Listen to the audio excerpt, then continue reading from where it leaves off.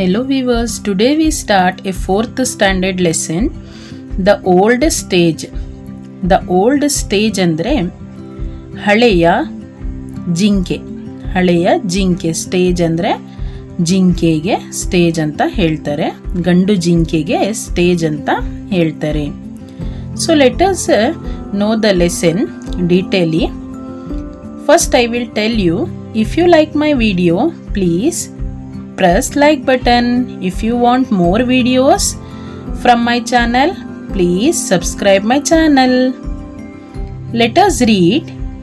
In a lush forest lived an old sage who was known for his kindness.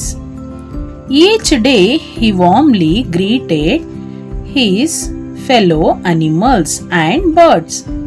Though the forest offered plenty of foods, the sage preferred staying on a small hillock with tender grass. ಹಿಲಾಕ್ ಅಂದರೆ ಒಂದು ಚಿಕ್ಕದಾದ ಗುಡ್ಡೆಗೆ ಹಿಲಾಕ್ ಅಂತ ಹೇಳ್ತಾರೆ.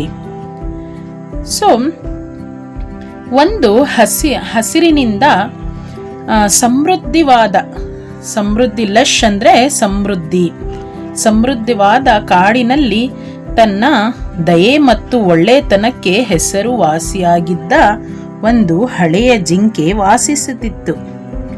ಪ್ರತಿದಿನ ಅವನು ತನ್ನ ಸಹಜೀವಿ ಪ್ರಾಣಿಗಳು ಮತ್ತು ಪಕ್ಷಿಗಳ ಆತ್ಮೀಯವಾಗಿ ಸ್ವಾಗತಿಸುತ್ತಿತ್ತು.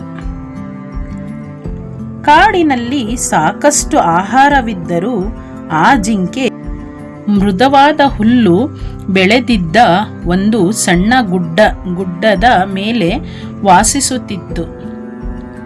ವಾಸಿಸುತ್ತಾ ಹೆಚ್ಚು ಇಷ್ಟಪಡುತ್ತಿತ್ತು. ಹಿಲಾಕ್ ಅಂದ್ರೆ ಗುಡ್ಡೆಗೆ ಹೇಳ್ತಾರೆ. ಸೊ ಟೆಂಡರ್ ಗ್ರಾಸ್ ಅಂದ್ರೆ ಮೃದುವಾದ ಹುಲ್ಲು. ಸೊ ಇಲ್ಲಿ ನಾವು ನೋಡ್ಬೋದು ಯಾವ ಥರ ಗುಡ್ಡೆ ಇದೆ ಮತ್ತೆ ಜಿಂಕೆ ಯಾವ ಥರ ಓಲ್ಡ್ ಸ್ಟೇಜ್ ಯಾವ ಥರ ಇದೆ ಅಂತ ನಾವು ನೋಡ್ಬೋದು ವಿವರ್ಸ್. ಸೊ ನೆಕ್ಸ್ಟ್ ಆ ಗುಡ್ಡವು ಮೃದುವಾದ ಹಸಿರು ಹುಲ್ಲಿನಿಂದ ಅಮೃತವಾಗಿ ಹಳೆಯ ಜಿಂಕೆ ಆ ಹುಲ್ಲನ್ನು ತುಂಬಾ ಇಷ್ಟಪಡುತ್ತಿತ್ತು. ಪ್ರತಿದಿನ ಅದನ್ನು ತನ್ನ ಸ್ನೇಹಿತರನ್ನು ಭೇಟಿಯಾಗಲು ಕೆಳಗೆ ಬರುತ್ತಿತ್ತು. ಎಲ್ಲ ಪ್ರಾಣಿಗಳು ಮತ್ತು ಪಕ್ಷಿಗಳು ಅವನ್ನು ತುಂಬಾ ಪ್ರೀತಿಸುತ್ತಿದ್ದವು. ಸೊ ಇಲ್ಲಿ ನಾವು ನೋಡ್ಬೋದು ಹೇಗೆ ಜಿಂಕೆ ಸ್ಟೇಜ್, ದ ಓಲ್ಡ್ ಸ್ಟೇಜ್ ಹೇಗೆ ಬಂದಿದೆ. ಎಲ್ಲ ಪ್ರಾಣಿ ಪಕ್ಷಿಗಳು ಹೇಗೆ ಅದನ್ನ ನೋಡೋದಿಕ್ಕೆ ಬಂದಿದೆ ಅಂತ ಈ ಪಿಕ್ಚರಲ್ಲಿ ನಾವು ಅಬ್ಸರ್ವ್ನ ಮಾಡ್ಬೋದು. Come to next page. One day, the sage fell ill. He struggled to search the hillock.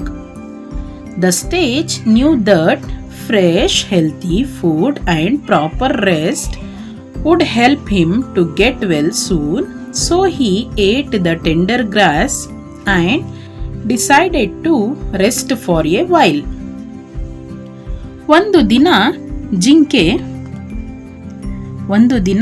ಜಿಂಕೆ ಓಲ್ಡ್ ಸ್ಟೇಜ್ ಅನಾರೋಗ್ಯವಾಯಿತು. ಇಲ್ಲಂದ್ರೆ ಅನಾರೋಗ್ಯ. ಗುಡ್ಡವನ್ನು ತಲುಪಲು ಅವನು ತುಂಬಾ ಪಡುತ್ತಾ ಇದ್ನು. ತಾಜಾ ಆರೋಗ್ಯಕರ ಆಹಾರ ಮತ್ತು ಸರಿಯಾದ ವಿಶ್ರಾಂತಿ ತನ್ನ ಆರೋಗ್ಯವನ್ನು ಬೇಗ ಸುಧಾರಿಸಲು ಸಹಾಯ ಮಾಡುತ್ತದೆ ಎಂದು ಜಿಂಕೆಗೆ ತಿಳಿದಿತ್ತು. ಅದರಿಂದ ಅವನು ಮೃದುವಾದ ಹುಲ್ಲನ್ನು ತಿಂದು ಸ್ವಲ್ಪ ಸಮಯ ವಿಶ್ರಾಂತಿ ಪಡೆಯಲು ನಿರ್ಧರಿಸಿದನು. ಡಿಸೈಡೆಡ್ ಅಂದ್ರೆ ನಿರ್ಧರಿಸೋದು. So come to next paragraph.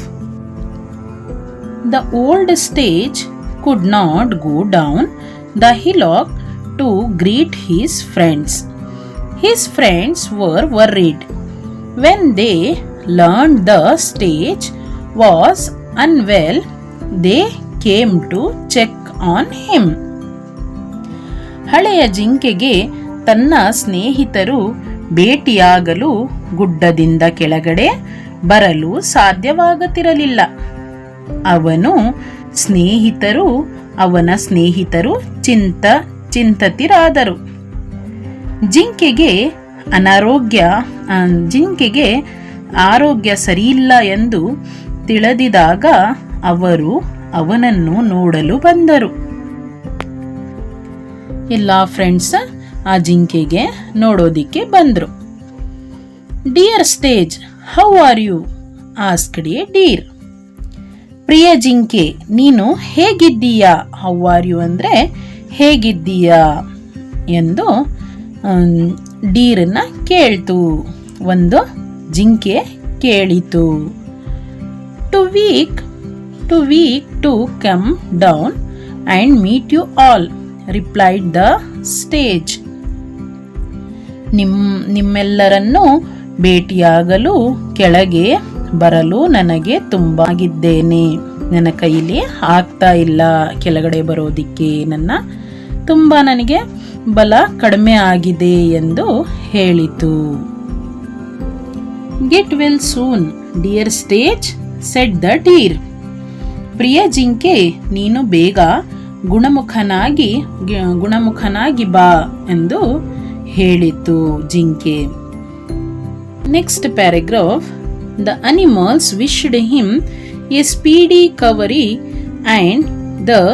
recovery and left.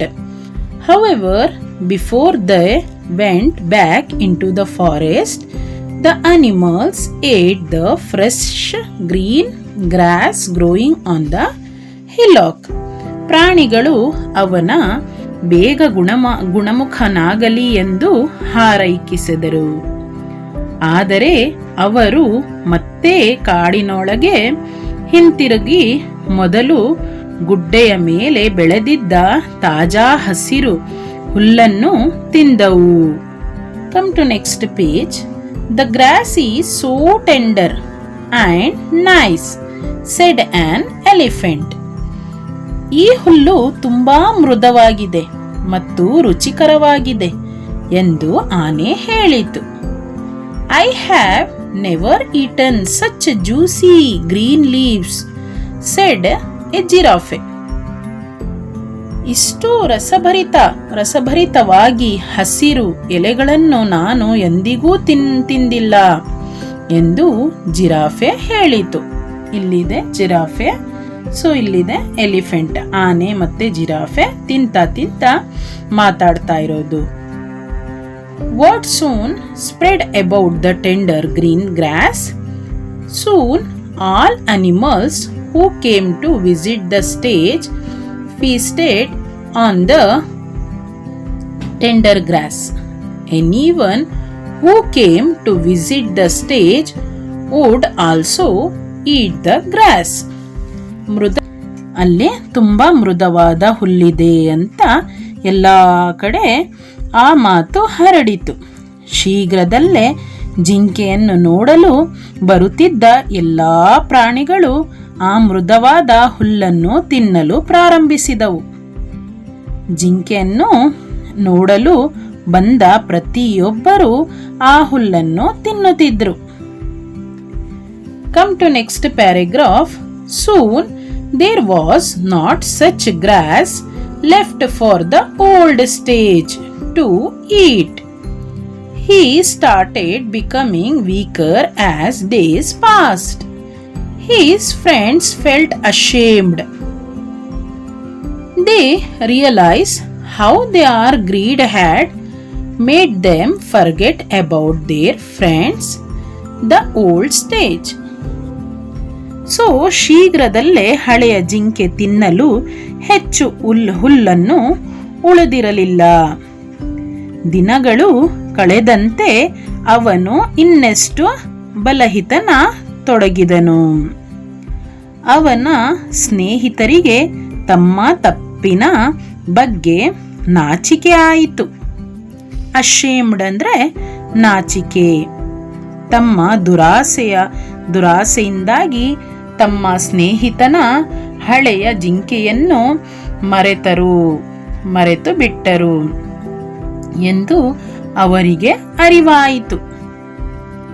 So greedy ಅಂದರೆ ದುರಾಸೆ ಎಂದು ಅರ್ಥವಾಗಿದೆ. So come to next paragraph. They understood that not much grass was left for the stage to eat and recover. The animals decided to find food elsewhere in the. So ಎಲ್ಲ ಜಿಂಕೆ ತಿನ್ನಲು ಮತ್ತು ಗುಣಮುಖವಾಗಲು ಹೆಚ್ಚು ಹುಲ್ಲು ಉಳಿದಿಲ್ಲ ಎಂಬುದನ್ನು ಅವರು ಅರ್ಥ ಮಾಡಿಕೊಂಡರು. ಅದರಿಂದ ಪ್ರಾಣಿಗಳು ಬೇಕಾದ ಆಹಾರವನ್ನು ಹುಡುಕಲು ನಿರ್ಧರಿಸಿದರು. Come to next page. Forest and not disturb the hillock. Some of them also brought fresh leaves for their friend. ಪ್ರಾಣಿಗಳು ಕಾಡಿನ ಬೇರೆ ಭಾಗದಲ್ಲಿ ಆಹಾರವನ್ನು ಹುಡುಕಲು ಮತ್ತು ಗುಡ್ಡನ ಹುಲ್ಲಿಗೆ ತೊಂದರೆ ಪಡೆಯಲು ನಿರ್ಧರಿಸಿದರು. ಅವುಗಳಲ್ಲಿ ಕೆಲವು ತಮ್ಮ ಸ್ನೇಹಿತನಾಗಿ ತಾಜಾ ಎಲೆಗಳನ್ನು ತಂದರು. ಸೊ ಫ್ರೆಶ್ ಲೀವ್ಸ್ ಅಂದರೆ ತಾಜಾ ಎಲೆಗಳು. Come to next paragraph. It rained well that week. The grass soon grew back and the old stag had enough food once again. Slowly the old stage recovered from the illness. ಆ ವಾರ ಚೆನ್ನಾಗಿ ಮಳೆಯಾಯಿತು. ಹುಲ್ಲು ಶೀಘ್ರದಲ್ಲೇ ಮತ್ತೆ ಬೆಳೆಯಿತು ಮತ್ತು ಹಳೆಯ ಜಿಂಕೆ ಮತ್ತೊಮ್ಮೆ ಸಾಕಷ್ಟು ಆಹಾರ ದೊರೆಯಿತು. ನಿಧಾನವಾಗಿ ಹಳೆಯ ಜಿಂಕೆ ತನ್ನ ಅನಾರೋಗ್ಯದಿಂದ ಚೇತರಿಸಿಕೊಂಡಿತು. Come to next paragraph. The animal learned the most important lesson. Nature has enough for everybody, but we need to use its resources wisely. ಪ್ರಾಣಿಗಳು ಅತ್ಯಂತ ಮಹತ್ವದ ಪಾಠವನ್ನು ಕಲಿಸುತ್ತವೆ. ಪ್ರಕೃತಿಯಲ್ಲಿ ಎಲ್ಲರಿಗೂ ಸಾಕಾಗುವಷ್ಟು ಸಂಪನ್ಮೂಲಗಳಿವೆ. ಆದರೆ ನಾವು ಅದರ ಸಂಪನ್ಮೂಲಗಳನ್ನು ಬುದ್ಧಿವಂತಿಕೆಯಿಂದ ಬೆಳೆಸಬೇಕು. So adapted from this the ಪಂಚತಂತ್ರದಿಂದ ಇದನ್ನು ಆರಿಸಲಾಗಿದೆ. If you like my video, please press like button, and if you want more videos, please subscribe my channel. Thank you.